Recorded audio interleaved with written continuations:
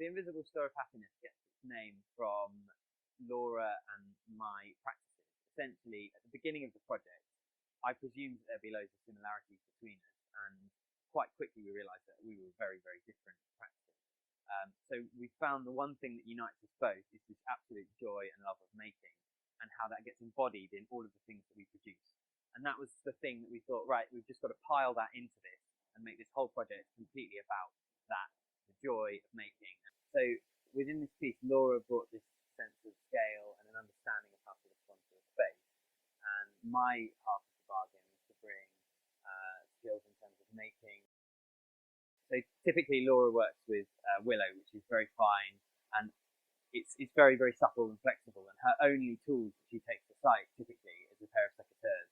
So it's quite alien for her coming into my workshop where there's spindle moulders and planer thicknesses and all this quite advanced machinery.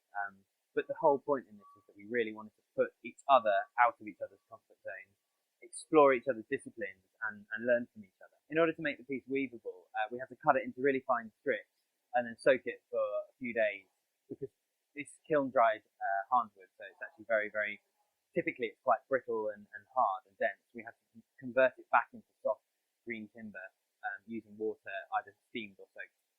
It's going to be lit from the inside upwards into the tower, and also from the outside as well. And the lights will slightly move as well, so the whole thing will have an appearance like it's changing. They'll move on a sort of 3 or 4 minute cycle, so it's going to be a very slow movement.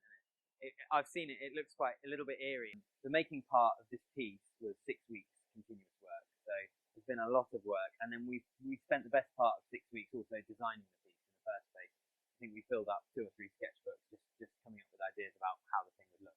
So we finished the piece, we actually finished the piece a couple of weeks ago, but we installed the piece on Saturday, and it was a really easy build actually, because we were really well prepared, and I think we were done by 2 o'clock, and we were in the pub just around the corner having a drink to celebrate.